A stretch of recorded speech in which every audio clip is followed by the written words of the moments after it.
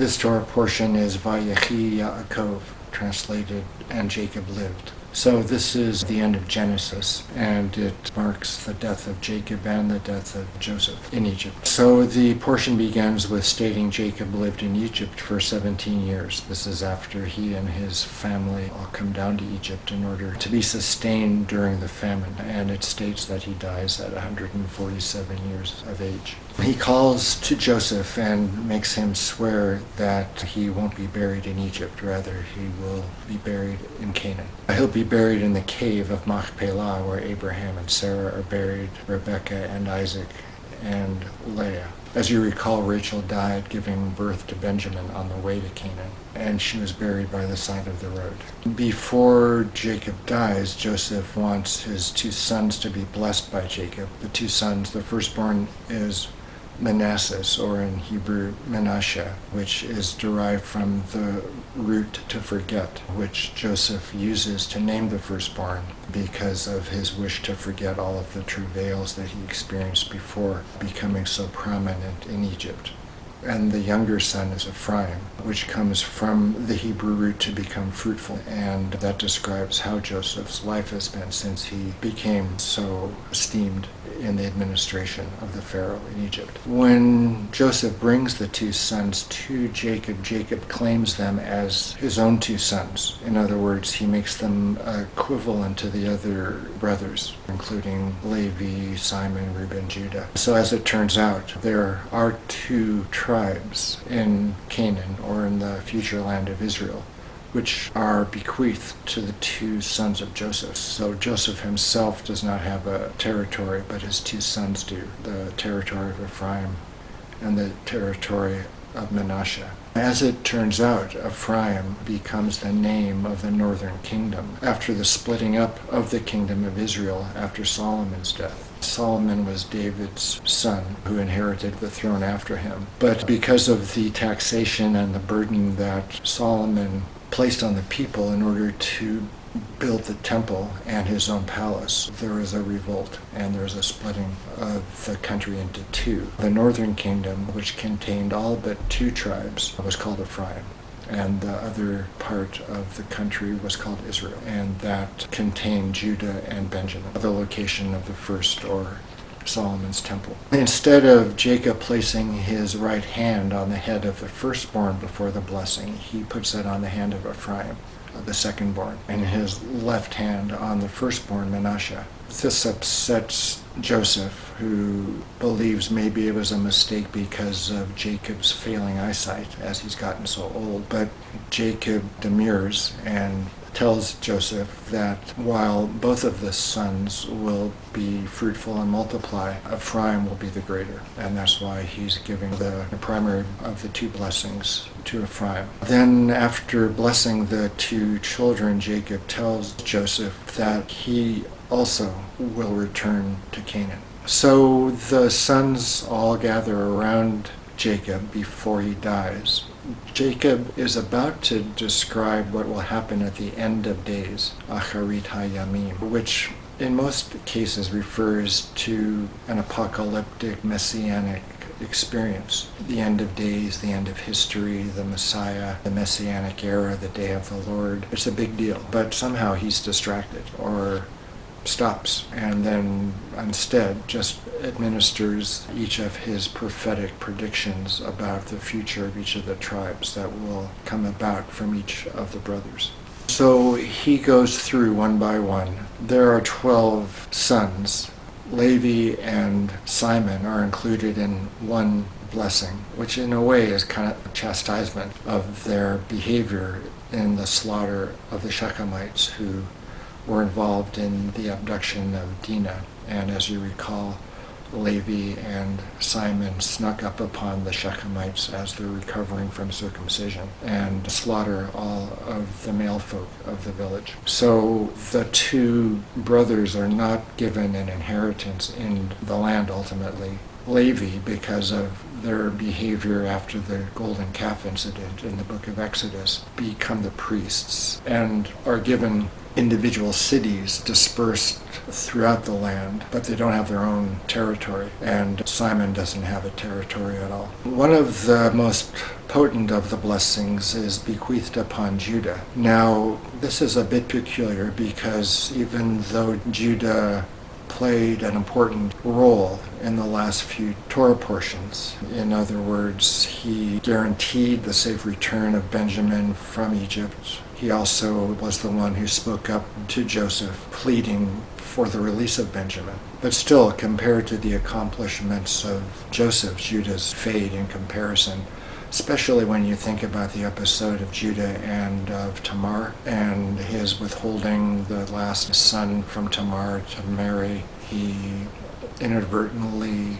sleeps with Tamar, threatens to have her burned at the stake before he realizes that he's the father of the child that she conceived under subterfuge. So Judah is okay, but compared to Joseph, he really pales in comparison. Nevertheless, I think it's because of the role of Judah and the tribe of Judah in the lineage of David, who's the king of Israel, and from whom the Messiah is to come, that Judah is elevated to the kind of position that he is. So he's given a big role in the blessings from Jacob, and so is Joseph, obviously, because of his virtue, his power, his compassion for his brothers, and so on. Just before Jacob dies, he again makes everyone swear to bring him up to Canaan. He does not want to be buried in Egypt. So after Jacob dies, he's embalmed, which is a 40-day process, and the whole country mourns him for 70 days. He apparently established himself as a great wise person and virtuous and renowned even in his old age.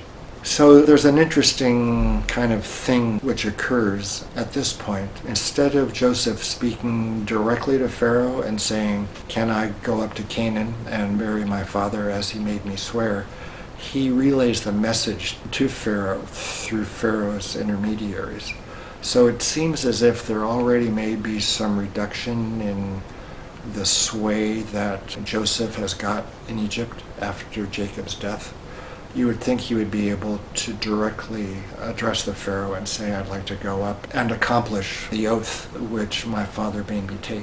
In any event, a huge entourage goes up to Canaan. The brothers and Joseph, all the wise men, all the elders of Egypt and of the Israelites. The only things which are left behind are the young children and the livestock, which is an interesting reference point because when Moses in the next book, the book of Exodus, requests from Pharaoh to take 3 days off, leave the country and sacrifice to God, he tells the Pharaoh that the only things he'll leave behind are the little children and the livestock as a guarantee in a way of their returning and not staying permanently out of the country. So everybody returns to Egypt, and the brothers are afraid that now that Jacob is dead, that Joseph will take revenge on their mistreatment of him. And they make up a story. They say, before our father died, he wanted us to tell you to forgive us for the sins we perpetrated against you. And so Joseph responds and tells them not to worry, that even though they intended evil against him, that God intended it for good in order to sustain them and to make them into a great people. So Joseph is about to die at the age of 110. He tells the brothers that God will surely remember you and take you out of this land. In other words, back up to Canaan. And he clarifies what he means by remembering you and taking you up out of this land by referring to the land that God swore to Abraham and to Isaac and to Jacob. So comparable to what happened with Jacob, Joseph makes the brothers swear to bring his bones up to Canaan and not to bury him in Egypt. So Joseph dies and is embalmed and he's placed into a coffin, and that's the end of Genesis.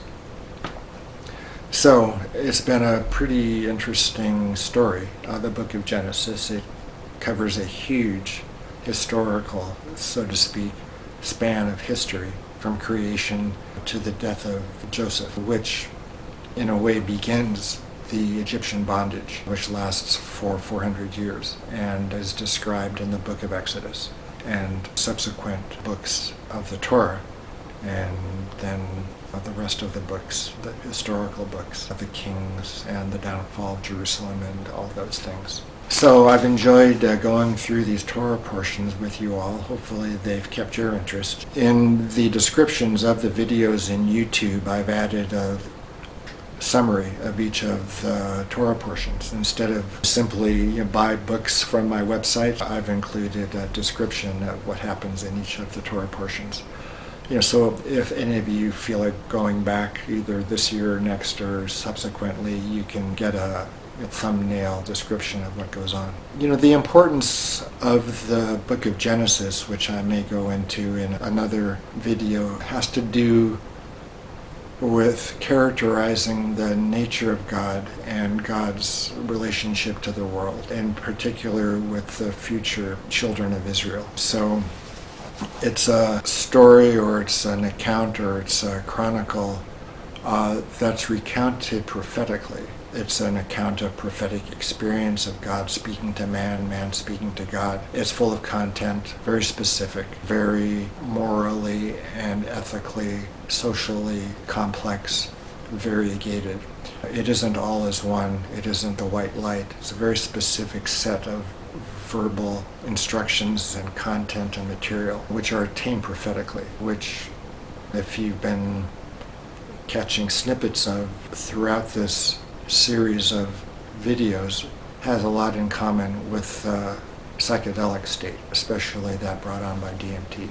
So hopefully we'll be getting into more of these issues over the following months and maybe years. So if you like this video, please like it, give it a thumbs up, subscribe to my channel, and see you next time.